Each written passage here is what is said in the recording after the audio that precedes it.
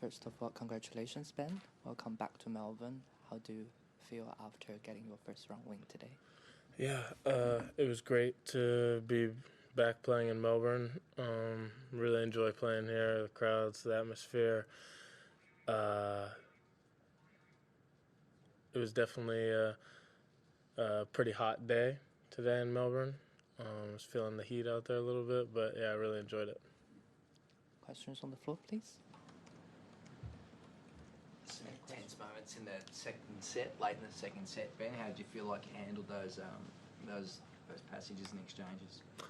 Yeah, I thought it's always tough when you're serving for the set and you don't get it. Served for it at 6-5 and got broken at love, which was tough. But, 5-set matches usually aren't straightforward, 3 out of 5-set matches. And I was happy with the way that I bounced back and won the tiebreaker pretty decisively. So, yeah, overall I thought I held my nerve pretty well. At the end of the sets. I mean, obviously, other than getting broken at love, serving for it. And Roberto seemed to do a good job of trying to keep you pegged down on that backhand as much as he could, and really not giving you what you wanted. I mean, how much do you learn from playing a guy as experienced as that? Yeah, he's a smart player, definitely a vet. Not only in the way he plays, but what he does in between points, the way he manages himself. He doesn't give you much or show much out there. So, that was pretty interesting to see. But, yeah, I think he did a great job trying to not give me what I wanted with the forehand, and I was trying to do the same to him. So, yeah, it was a good battle. What about Chris OConnell next? What do you know of him, and what are you expecting? Yeah, Chris is a great guy, first off. But I'm really looking forward to the matchup anytime that you play an Aussie here in Melbourne. It's, you're in for a rowdy matchup. I know a lot of the crowd is not going to be on my side for this next match, but I'm used to that. I played an Aussie last year here in Melbourne, so yeah, I'm really looking forward to it. Do you like those sorts of environments? Ben, you sort of seem someone who's a lot of energy and bounce out there, a bit of adversity sometimes. Is that something that you thrive with or relish? Yeah, I don't mind it. I think it makes tennis a lot of fun. It's an environment that I get used to playing in. Playing college tennis, and I know I'm not just the college guy anymore who just got out here. I've been on tour for a year, but I still enjoy those types of a little more hostile atmospheres. Can I ask you about this thing with Djokovic? Did you see the L'Equipe interview that he did, or see reports of it? No. It was interesting. He was asked about the business with the phone from the US Open. And he was asked what it was all about. I'll just read you what he said. He said, "This is my reaction to a provocation that came from the opposite side," so your side of the net. "Concerning Ben Shelton, it was a reaction against him on the fact that he did not behave correctly with respect on the court and also before the match. That's the story." What's he talking about? What went on before the match? Was it a locker room thing? Did you guys have words? No, I mean, I don't really have anything else to say on the whole U.S. Open situation. I feel like I've been asked about it constantly in the last 4 or 5 months. I feel like I've said my piece on the matter, and I'd rather just let it settle and move forward. We're in Australia now, and we're at the Australian Open, not the U.S. Open anymore. So I'm just focusing on the Australian Open and happy and grateful to be here. Also, just watching you. Sorry, just one more on that, because watching you play, we can all see the exuberance, see the energy. There's no sign of malice. I don't see any kind of ill will that you're projecting to anyone. What's your sense of that? I mean, are you ever trying to deliberately get in under opponent's skin, or is it really much about you just having fun out there and enjoying yourself? I don't know. I feel like I enjoy myself out on the tennis court.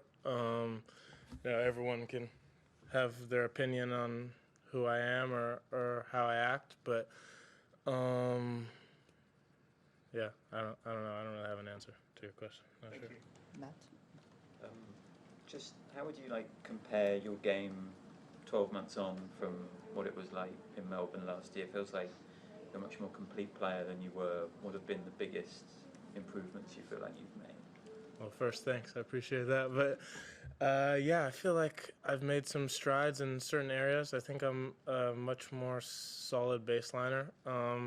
At this point in the year, I feel like I've rounded out my game a little bit, and I'm not just relying on my serve as much as I was last year. So I feel myself being a little bit more comfortable in rallies that, you know, go past 3 or 4 shots. And I feel maybe last year I heavily relied on, you know, plus ones and winning the point in the first 2 or 3 shots. So I think that, you know, my shot tolerance has improved a bit, and, you know, that just comes with playing, you know, so many great players in different places, different surfaces. It makes you improve. Kind of a similar question, but obviously this time 12 months ago was your first trip out the country, right? And you've been through so much. I'm kind of not talking about results and stuff in the last 12 months. You've seen so much of the world in the last 12 months. Like, do you look at the world differently? Like, how has that changed you? Yeah, it's been cool for me to see different places, different cultures. It's interesting because I feel a lot more comfortable now being in certain places outside of the U.S., whereas I felt like early last year, it was like, okay, I was comfortable in the U.S., and when I was outside, it was a little uncomfortable.